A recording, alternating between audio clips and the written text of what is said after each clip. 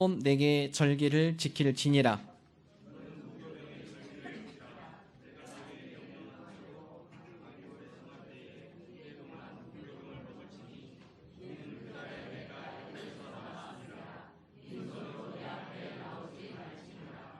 맥추절을 지키라. 이는 네가 수고하여 밭에 뿌린 것의 첫 열매를 거둠이니라.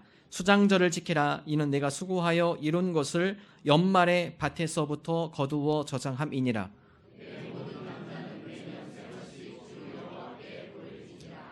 아멘. 이스라엘의 3대 절기가 있습니다. 오늘 말씀에 보면 세 가지, 무교병의 절기, 맥추절, 수장절, 이스라엘의 3대 절기입니다. 무교병의 절기는 6월절과 무교절을 의미합니다. 이스라엘 백성이 출애굽을 해서 하나님의 10가지 재앙 가운데 마지막 재앙, 장자의 죽음을 피하여서 애굽을 탈출하게 됩니다. 그 당시에 문설주의 어린 양의 피를 바른 집은 장자의 죽음을 당하지 않습니다. 그래서 장자의 죽음을 피해갔다, 영어로 패스오버에서 지나갔다라는 뜻으로 6월절, 이스라엘 백성은 6월절 아주 귀중하게 여기죠. 바로 그 절기에 빵을 발효시켜서 기다릴 수 없기 때문에 발효되지 않은 빵을 가지고 곧바로 애굽을 탈출하게 되었습니다. 그리고 그 이후에 계속 발효되지 않은 빵을 먹죠. 그래서 그것을 무교절, 발효되지 않은 무교병을 먹는 절기에서 무교절이라고 표현합니다. 그래서 무교병의 절기는 6월절과 무교절 7일간의 시간을 의미합니다. 두 번째로 오늘 말씀은 맥추절. 맥추절은 성경에 또한 오순절 77절이라고 표현하는데 보리수확과 밀수확 기간에 하나님 앞에 감사의 열매를 드리는 절기 맥추절. 마지막 세 번째로는 수장절. 이 의미는 초막절, 장막절이라고 표현하지만은 우리가 보통 추수감사절, 모든 열매를 거두고 수확을 하고 또 모든 곡식을 수확해서 하나님 앞에 기쁨으로 축제를 드리는 절기, 이 절기를 수장절, 초막절, 장막절 이렇게 표현합니다. 성경이 이 단어를 여러 단어를 쓰기 때문에 성경 읽다 보면 좀 혼동이 될 수 있지만 크게 세 절기입니다. 그래서 이 수장절은 특별히 초막절, 장막절, 이스라엘 백성이 광야를 통해 초막을 짓고 장막을 짓고 생활하는 그것을 기억하여라. 그래서 이 수장절에는 초막을 짓고 장막을 져서 지내는 절기라 해서 초막절, 장막절이라고도 표현을 합니다. 자, 오늘 이 이스라엘의 3대 절기 가운데 성경에서 말하는 3대 절기 가운데 두 번째 맥추절입니다. 맥추절. 보리수확, 밀수확. 어떤 분이 그러더라고요. 지금 농사도 짓지 않은데 우리가 이 절기를 지킬 필요가 있습니까? 물론 농사를 짓지 않죠. 그러나 이 맥추절은 한 해의 중간입니다. 한 해의 중간에 우리의 삶의 신앙을 다시 한번 점검하는 시간이에요. 우리의 삶의 중간을 다시 한번 평가해보는 시간입니다. 그래서 오늘날 우리 가운데 맥추절의 의미, 그 의미는 무엇일까요? 우리의 그동안에 낡았던 묵은 신앙이 있다면 다시 한번 갈아엎는 것이죠. 그리고 그 가운데 우리가 영적으로 각성하는 계기를 갖는 시간. 그래서 오늘 우리 맥추 감사절을 우리가 드림으로 하나님, 지난 반년 동안에 우리 삶을 평가해 봅니다. 그리고 앞으로 우리에게 주어져 있는 또 한 해의 반해를 우리가 또 새로운 마음으로 다시 시작하고자 합니다. 한 해의 중간을 평가하며 다시 한번 우리의 신앙을 점검하는 귀한 은혜의 시간 되기를 주님의 이름으로 축원합니다. 오늘날 맥추 감사절이 우리에게 주는 의미는 무엇일까요? 첫 번째, 맥추절을 통해 우리는 하나님 제일주의 신앙을 고백해야 하는 것입니다. 하나님은 이스라엘 백성에게 보리와 밀의 열매를 거둘 때 먼저 하나님 앞에 감사의 제물을 드리라고 말씀하죠. 자, 출애굽기 23장 16절 전반절 우리 함께 한 목소리로 읽겠습니다. 맥추절을 지키라. 이는 내가 수고하여 밭에 뿌린 것의 첫 열매를 거둠이니라. 내가 수고하여 밭에 뿌린 첫 열매, 바로 그때 하나님 앞에 맥추 감사 예배를 드리라. 어떤 분은 맥추절 이렇게 하니까 맥주를 생각하시는 분이 있어요. 진짜로 맥주를 가져오신 분도 있어요. 맥주 감사절이니까 목사님 교회도 맥주 파티 하세요? 예, 맥주 감사절. 예. 그래서 이 맥주 감사주일은요, 보리의 수확이 있을 때 이 수확이 물론 우리의 땀과 우리 수고가 있지만 그런 하나님께서 좋은 계절을 주시고 좋은 바람을 주시고 적절한 비를 주시어서 이 가운데 우리가 첫 수확을 하게 되었습니다. 하나님 감사합니다. 수확의 첫 열매를 보며 하나님을 기억하며 하나님 앞에 감사의 마음으로 나가는 것. 여러분 가운데 기쁨이 있을 때 하나님에 대한 생각이 있나요? 감사한 일이 있을 때 하나님에 대한 기쁨과 감사의 마음이 있습니까? 우리가 신앙인이라면 하나님 우리에게 즐겁고 기쁘고 감사한 일 있을 때 우리가 먼저 하나님 앞에 그 기쁨의 영광을 올려드리게 하여 주옵소서. 우리 삶 가운데 감사의 제목으로 하나님 앞에 영광 올려드리는 하나님 제일주의 신앙을 우리가 살아가게 하여 주옵소서. 특별히 출애굽기 23장 19절 전반절에는 가장 좋은 곳으로 드리라 가자. 함께 한 목소리로 읽겠습니다. 내 토지에서 처음 거둔 열매의 가장 좋은 것을 가져다가 너의 하나님 여호와의 전에 드릴지니라. 내 토지에서 처음 거둔 열매 가운데서 가장 좋은 것이에요. 여러분, 가장 좋은 것 무엇이 생각이 나시나요? 하나님, 이 가장 좋은 것 내가 여기서 하나님 앞에 드립니다. 여러분, 그것은요 하나님을 향한 그분의 마음이 표현이 되어 있는 것입니다. 창세기에 보면 하나님께서 가인과 아벨을 통해 우리에게 가르치는 교훈이 있어요. 하나님께서 형의 형의 제물은 받지 않으셨어요. 대신 아벨의 제사를 하나님께서 받으셨어요. 그 이유는 한 가지입니다. 아벨의 제사는 자기가 갖고 있는 여러 짐승 가축 가운데 가장 좋은 것을 드린 거예요. 하나님 앞에 내가 드림에 있어서 내가 가장 귀하고 내가 가장 아끼는 것을 하나님 앞에 드리겠습니다. 하나님 그 마음을 보시는 겁니다. 하나님께 우리의 삶 가운데 하나님을 가장 귀히 여기는 그 마음을 하나님께서 귀히 여겨 주신다는 사실이에요. 그래서 이스라엘 그들의 자녀에게 다음과 같이 가르칩니다. 하나님을 사랑하되 있는 힘을 다해 하나님을 사랑해야 한다. 신명기 6장 4절 5절 함께 읽습니다. 이스라엘아 들으라. 우리 하나님 여호와는 오직 유일한 여호와이시니 너는 마음을 다하고 뜻을 다하고 힘을 다하여 내 하나님 여호와를 사랑하라. 여러분, 하나님을 사랑하는데 그냥 보통 사랑하는 게 아니라 넌 마음을 다해야 한다. 뜻을 다해야 한다. 힘을 다해야 한다. 그렇게 해서 내 하나님 여호와를 사랑하기에 힘을 다해라. 왜 그럴까요? 하나님을 사랑하는 것이 우리 삶 가운데 형통한 길이기 때문에 그래요. 하나님께 좋은 것이 우리에게 좋은 것입니다. 우리가 정성을 다하여 하나님 우선주의로 우리가 하나님 제일주의 신앙으로 살아갈 때 하나님께서 그 모습을 통해 영광 받으실 뿐만 아니라 우리가 형통하고 평탄한 삶을 살아가도록 은혜와 복을 주시기 때문에 그래요. 예수님께서는 다음과 같이 우선순위를 말씀하시죠. 마태복음 6장 33절 함께 읽습니다. 그런즉 너희는 먼저 그의 나라와 그의 의를 구하라. 그리하면 이 모든 것을 너희에게 더하시리라.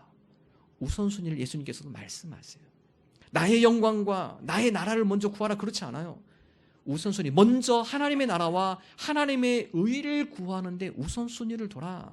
그리하면 이 모든 것, 그 이후의 모든 것들을 가지고 하나님께서 채우시고 풍성케 하시고 그 가운데 은혜로 함께 해주신다고 하나님께 말씀하시죠. 여러분, 하나님께 좋은 것이 내게 좋은 것입니다. 우리가 하나님을 사랑하고 하나님의 말씀에 순종하는 것이 우리에게 복되고 평탄한 길이며 형통의 은혜를, 형통한 삶을 누리는 비결이라는 사실입니다.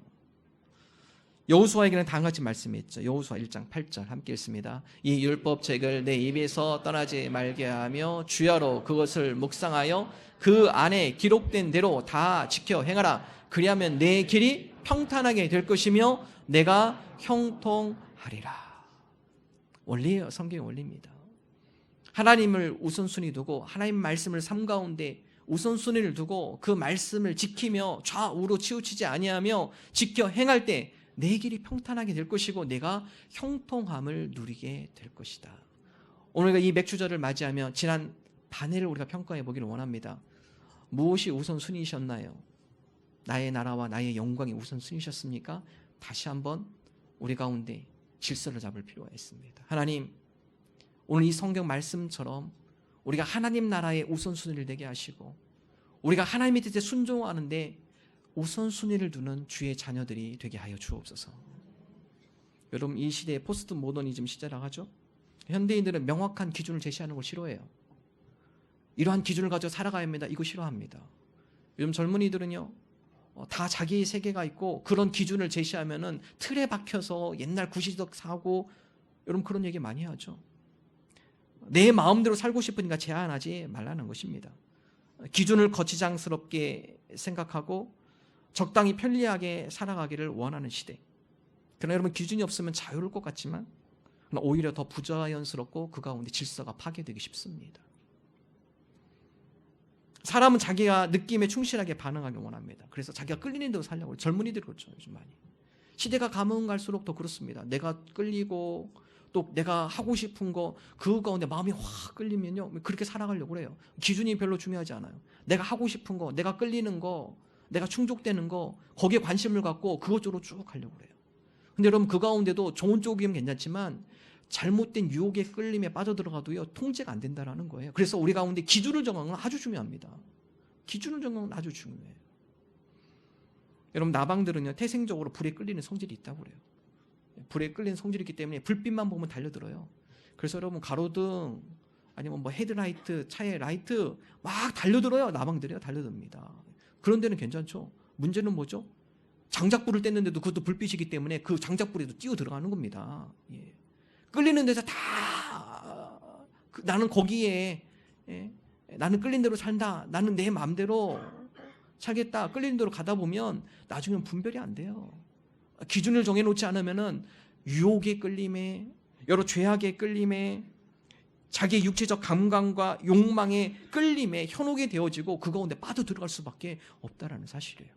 그래서 우리가 기준을 정하며 살아가는 건 아주 중요해요. 오늘 여호수아의 말씀처럼 내 율법책을 내 입에서 떠나게 하지 말며 그것을 내 삶의 기준으로 삼고 그것을 지켜 행하라. 그러면 네가 어디로 가든지 평탄하게 될 것이며 어디로 가든지 네가 형통의 복을 누릴 것이다. 여러분, 이것이 바로 하나님 제일주의 신앙입니다. 하나님, 우리로 하여금 삶의 기준을 정하는 신앙인들이 되게 하여 주옵소서. 내 욕심대로, 내 끌림대로, 내 욕망대로 살아가지 않게 하여 주옵소서. 옳고 그름을 분별케 하여 주시고 그 가운데 하나님이 기뻐하시는 그 기준을 삼고 그 기준에 기대어 합당한 신앙인의 삶을 살아가는 지혜로운 신앙인들이 되게 하여 주옵소서. 상반기를 평가하며 우리 삶 가운데 적용해 보기를 원합니다.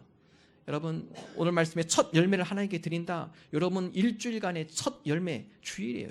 주일부터 한 주간이 시작이 되죠. 여러분, 우리는 성도는 주일, 일요일이라고 표현하지 않아요. 왜 그렇습니까? 주일은 주님의 날이기 때문에 그렇습니다.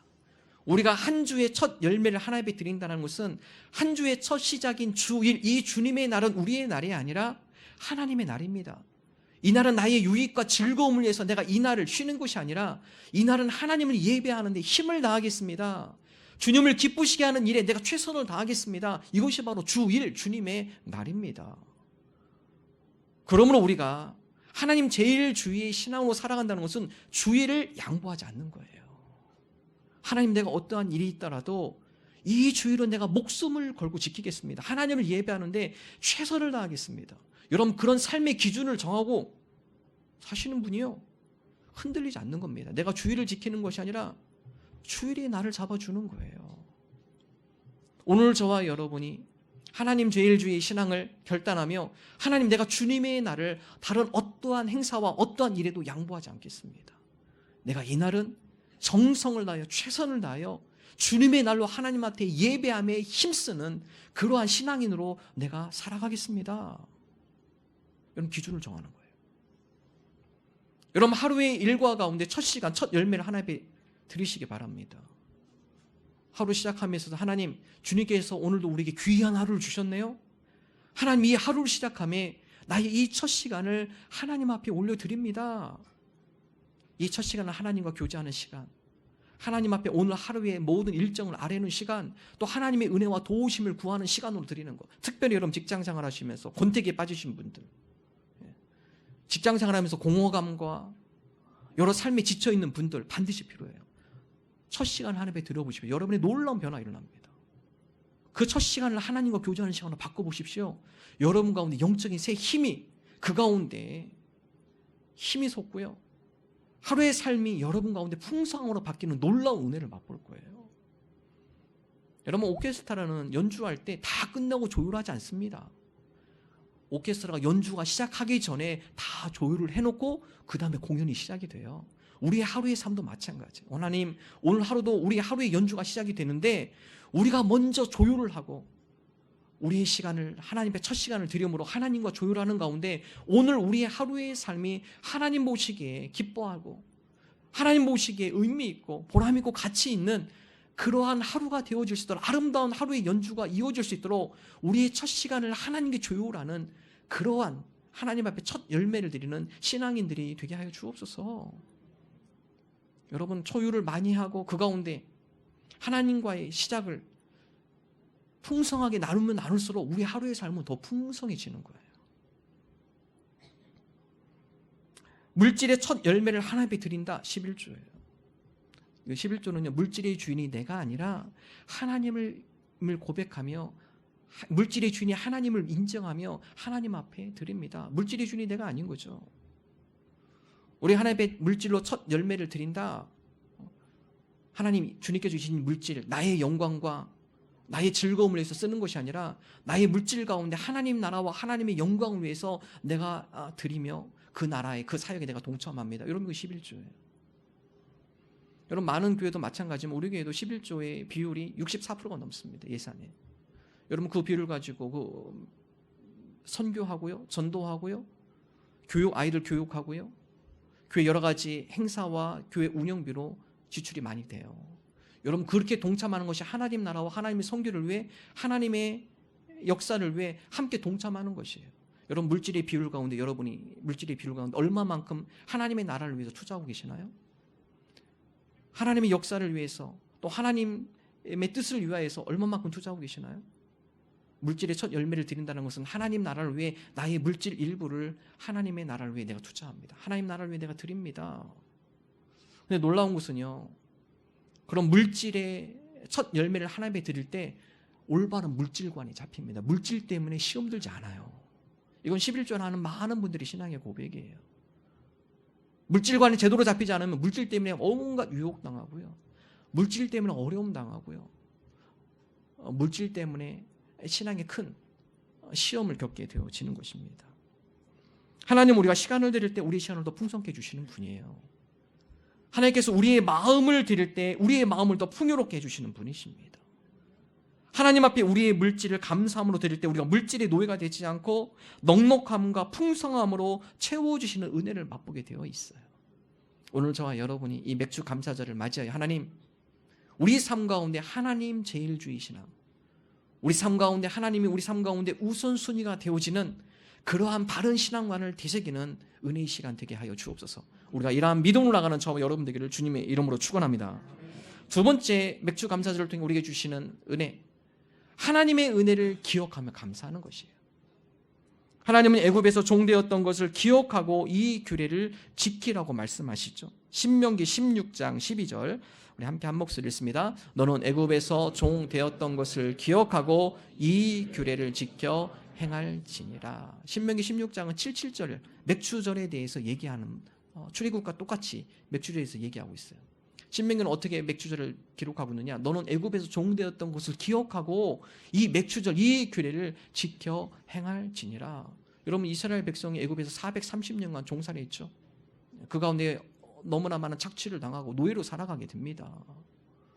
근데 지금 너희들이 가나안 땅, 그 새로운 땅은 노예가 아니라 그 땅은 너희들이 주인이며 너희들이 소출한 그 모든 것들이 너희의 소유가 되는 것이다. 애굽은 그렇지 않죠. 자기들이 노동을 했지만 그것은 자기들의 소유가 아니에요. 다 애굽 왕실로 들어가는 거예요. 그리고 그곳에서 배급을 받는 겁니다.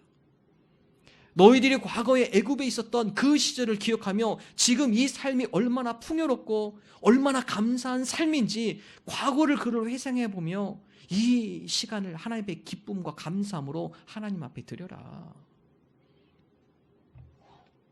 여러분, 지난 6개월 한번 되돌아보십시오. 즐거운 일도 있을 것이고 기쁜 일도 있을 것이고 또 힘들고 어려운 일도 슬픈 일도 있었을 것입니다. 그러나 여러분, 오늘 이 자리에 앉아있는 그 자체만으로도 감사거리라는 거예요. 지난 반년 동안 되돌아보십시오. 힘들고 어려운 일이 있었지만 그럼에도 불구하고 하나님, 오늘 이 시간 우리가 여기까지 올 수 있도록 인도해 주신 그 하나님 은혜에 감사합니다. 우리가 그 하나님의 은혜를 되새겨보는 시간입니다. 하나님께서는 우리가 말한 우리의 입술의 소리를 들으시고 그 들린 대로 행하신다고 말씀하세요. 그래서요, 반년을 되돌아보며 우리 가운데 힘들고 어렵지만 그래도 하나님의 은혜 때문에 내가 이곳까지 왔습니다. 여러분, 그런 마음을 가지고 하나님께 감사의 고백을 드리면 하나님께서 그 목소리, 그 사람의 마음에 고백으로 담아 올려드리는 그 입술의 고백을 들으시고 그 가운데로 행하신대요. 성경에 그렇게 나와 있어요. 반년 동안 지내면서 불평과 원망으로 쌓여서 내 이 반년의 인생이 왜 이렇게 힘들고 고달프고 어려웠어. 원망과 불평을 하나님 앞에 우리 입술을 담아 올려드리면 앞으로의 반년도요, 원망과 불평한 일들이 쌓일 수밖에 없어요. 왜냐하면 하나님께서 우리의 입술의 고백으로 들린 대로 행하신다고 하셨거든요. 자, 민수기 14장 28절 후반절 함께 읽습니다. 너희 말이 내 귀에 들린 대로 내가 너희에게 행하리니. 여러분, 우리 말 조심하셔야 돼요. 너희 말이 내 귀에 들린 대로 내가 너희에게 그대로 행하겠다. 감사를 담아 하나님 앞에 감사의 고백을 올려드리면 그 감사의 고백이 들린 대로 너희들에게 더욱더 풍부한 감사를 내가 행하겠다. 하나님의 말씀이죠. 여러분, 이 민수기 14장의 말씀은 그 당시에 정탐꾼들에게 주신 말씀이에요. 이스라엘 백성이 광야에서 방랑하다가 가나안 땅 정탐꾼을 보내죠. 각 지파마다 대표를 한 명씩 뽑아서 12명을 보냅니다. 광야 생활하다가 가나안 땅에 정탐하러 40일간 갔는데 가보니까 정말 그 땅은 하나님께서 약속하신 말씀대로 젖과 꿀이 흐르는 땅이에요. 먹을 것이 풍부하고 열매가 풍성해요. 근데 여러분, 그 땅을 보고 와서 이스라엘 백성에게 보고하는데 두 가지 반응은 나뉘죠. 첫 번째 반응 10대 2입니다. 여러분, 감사의 비율도 거의 10대 2, 10대 1이에요. 10명 중에 한두 명이에요. 9명은 불평이 많아요. 2명이 뭐라고 하죠? 여호수아와 갈렙이 뭐라고 하죠? 맞습니다. 저 땅은 하나님께서 우리에게 약속하신 땅이고 하나님께서 우리에게 말씀하셨던 것처럼 풍성한 땅입니다. 저 땅을 우리가 취할 수 있습니다. 그들은 우리의 밥입니다. 우리가 능히 그 땅을 취할 수 있습니다. 여호수아와 갈렙은 자신감을 가지고 하나님 앞에 그 땅을 주신 하나님 앞에 감사를 드리죠. 그러나 반면 10명은 뭐라고 하죠? 안 돼요. 땅은 좋지만 그들에 비하면 우리는 메뚜기입니다. 메뚜기. 우리는 결코 그 땅을 취할 수 없습니다. 들어갈 수도 없습니다. 우리는 광야에서 다 죽게 생겼습니다. 말한 대로 됐죠. 여호수아와 갈렙은 그 땅을 취해요. 들어갑니다. 안 돼요. 우리는 못 들어갑니다. 우리는 메뚜기이기 때문에 저 땅을 결코 취할 수 없습니다. 그들 광야에 다 죽었어요. 하나님께서는 우리가 말한 대로 그 우리 입술을 통해 들린 대로 우리에게 행하신다. 오늘 저와 여러분이 우리 가운데 감사의 고백을 하나님께 많이 드리길 원합니다. 지난 세월 힘들고 어려운 일이 있었지만 그럼에도 불구하고 하나님 앞에 감사할 제목들이 많군요. 하나님, 이런 일들에 하나님 감사를 드립니다. 여러분, 왜 우리가 감사하지 못할까요? 기억력이 없어서, 망각을 너무 쉽게 해서 그렇지 않아요. 우리가 감사하지 않는 것은요, 정신적인 문제나 기억력의 문제가 아닙니다. 그것은 영적인 문제입니다. 감사하지 않는 것은 우리의 영혼이 병든 증거이고 우리의 영혼이 심히 피폐한 상태에 있다는 거예요. 우리의 영혼이 심각하게 병들었다는 것이죠. 그래서 여러분, 감사하지 않는 분들은요, 영혼이 아주 피폐하게 지금 병들어 있어요. 영혼이 병들면 절대 감사 안 나옵니다. 빨리 회복하셔야 돼요. 여러분, 우리 병든 영혼이 회복이 되어지고 감사가 넘치는 것은요, 하나님의 은혜가 채워질 때입니다. 그리고 우리 입으로 자꾸 감사의 고백을 할 때 병든 영혼들이 깨어나기 시작해요. 치유되어지기 시작하고 회복되기 시작합니다. 여러분, 감사를 우리가 주님 앞에 드리면 우리 삶 가운데, 인생 가운데 5가지 문이 열립니다. 첫 번째는요, 사랑의 문이 열립니다. 감사하면 관계의 문, 사랑의 문이 열립니다. 어떤 불편한 관계, 얼어붙은 관계, 그 가운데 우리가 감사를 드리며 그 관계에 불편한 사람을 대해서 우리가 감사하고 축복하는 가운데 관계가 풀리기 시작해요. 포스코 ICT 허남석 사장님, 이분이 광양제철소에 계실 때 그 고백하십니다. 이 광양제철소 보면은 그 용광로가 되게 중요하다고요. 용광로가 제대로 작동되지 않고 그러면은요, 그건 이제 배탈 현상이라고 해요. 우리 배탈 나는 거죠. 용광로가 배탈 났다. 그러면 생산에 큰 차질이 있거든요. 그런데 이분이 그 광양제철소 담당할 때 용광로 배탈 현상이 너무 심해가지고 생산에 큰 차질이 생깁니다. 이 대표로 책임을 맡으니까 얼마나 스트레스가 많아요. 직원에 대한 원망도 많고 직원들이 제대로 일 안 하는 것 같고 원망이 많습니다. 그러다 보니까 막 직장에 오면 너무 관계가 불편한 거예요. 그러던 어느 날 마음속에 큰 감동과 변화가 일어나요. 내가 이렇게 불평만 원망만 할 것이 아니라 내가 직원들에게 진심을 담아서 내가 한번 감사를 표현해 봐야겠다. 그 하루 일과가 끝나면 마음속 깊은 곳에서 직원들을 향해서 감사합니다, 고맙습니다, 이 표현을 했대요. 계속 표현을 했대요. 근데 그런 가운데 용광로의 배탈 현상이 없어졌대요. 여러분, 그런 감사의 표현을 담은 직원들이 어떻게 해서라도 내가 좀 더 성실하게 열심히 일을 해서 이 문제를 좀 우리가 발견해내고 그 가운데 우리가 좋은 생산의 결과물을 얻을 수 있도록 좀 더 노력해야겠다. 그것이 직장을 하나로 묶어준 겁니다. 이 허남석 사장이 그걸 체험하고서요, 이 감사 운동을 펼치기 시작해서 직장 내에 서로 직원들에 대한 감사, 직장 가족들에 대한 감사. 여러분, 감사가 넘치니까 직장이 즐거운 거예요. 직장의 분위기가 화기애애해진 거예요. 옛날에 소원했고 또 관계가 불편했던 직장의 관계들이 원활하게 확 풀려 들어가기 시작해요. 여러분, 우리가 가운데 관계에 불편한 분이 있나요? 먼저 감사를 실행하십시오. 그 사람에 대한 감사거리를 생각해 보시고 그 사람에 대해서 감사의 기도를 드려보십시오. 관계가 원활해지고요, 사랑의 문이 열리기 시작합니다. 감사는 우리의 감옥의 문을 열어요. 우리의 감옥의 문이라는 것은요, 미움의 감옥, 시기의 감옥, 질투의 감옥이에요. 감사는요, 우리가 미움과 시기, 질투가 있으면 우리를 계속 감옥으로 몰아넣는 겁니다. 다 그런 감옥이 있잖아요. 몇 개씩 있죠. 이 감옥에서 이번엔 저쪽 감옥으로 옮겨가고, 여기다가 또 지루하면 또 저쪽 감옥으로 가고, 감옥만 돌아다니시는 거예요, 그러면. 근데 여러분, 감사는요, 미움의 감옥을 박치고 그 감옥에서 해방되게 우리를 인도해 준다라는 것이죠. 감사하면 감사할수록 나 중심의 세계인 미움과 증오의 감옥에서 우리가 벗어나게 되어진다라는 것입니다. 감사를 많이 하면 임재의 문이 열려요. 우리가 감사를 많이 할 때 하나님의 임재를 체험해요. 아, 하나님께서 우리에게 이런 은혜를 주셨구나. 하나님의 임재를 체험하는 임재의 문이 열려요. 감사를 많이 할 때 우리 가운데 변화의 문이 열립니다. 그래서 감사를 많이 하는 사람이 영적 성숙도가 빨라요. 신앙의 성숙도가 빠릅니다. 감사를 통해 우리 삶 가운데 깨끗한 삶, 거룩한 삶을 사모하게 되어지고 그리스도의 형상을 닮아가는 영적 성숙의 모습이 우리 가운데 나타나게 되어집니다. 마지막으로 감사할 때 행복의 문이 열리는 거예요. 감사의 횟수가 행복의 길을 결정한답니다. 감사가 많을수록 우리 가운데 행복감이 넘치고 깊은 감사가 되어질수록 우리 마음속 행복감이 깊이 있게 자리 잡게 되어진다는 것입니다. 여러분, 그렇습니다. 작은 일, 사소한 일, 일상의 반복, 그곳에서 하나님의 은혜를 기억하며 감사하기를 바랍니다. 감사로 채워질 때 삶의 변화와 기적을 맛볼 수가 있습니다. 감사가 있을 때 우리 삶의 행복이 넘칩니다. 행복의 크기는 감사의 크기에 달려 있습니다. 오늘 저와 여러분이 하나님께 주신 은혜, 그 은혜를 우리가 기억하며 우리 입술에 감사의 고백을 담아 올려드림으로 우리의 입술의 고백으로 들린 대로 하나님께서 우리에게 더 풍성하게 감사의 일거리로 부어주시는 그 은혜를 누리는 저와 여러분 되시기를 주님의 이름으로 축원합니다. 마지막 세 번째 맥주 감사절을 통해 나눔을 이야기하고 있어요. 신명기 16장 11절 우리 함께 한 목소리 읽습니다. 너와 내 자녀의 노비와 내 성중에 있는 레위인과 및 너희 중에 있는 객과 고아와 과부가 함께 내 하나님 여호와께서 자기의 이름을 두시려고 택하신 곳에서 내 하나님 여호와 앞에서 즐거워할지니라.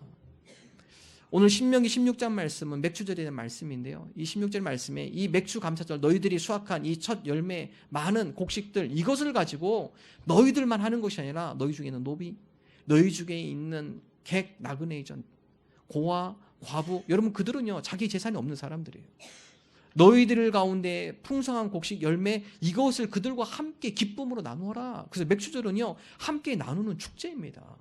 그 가운데 배고픈 이들, 그 가운데 소유가 없어서 소출을 못하는 이들, 그들과 함께 더불어 하나님께 주신 이 풍성한 은혜를 함께 나누는 것, 여러분 이것이 맥주절 감사의 세 번째 의미예요.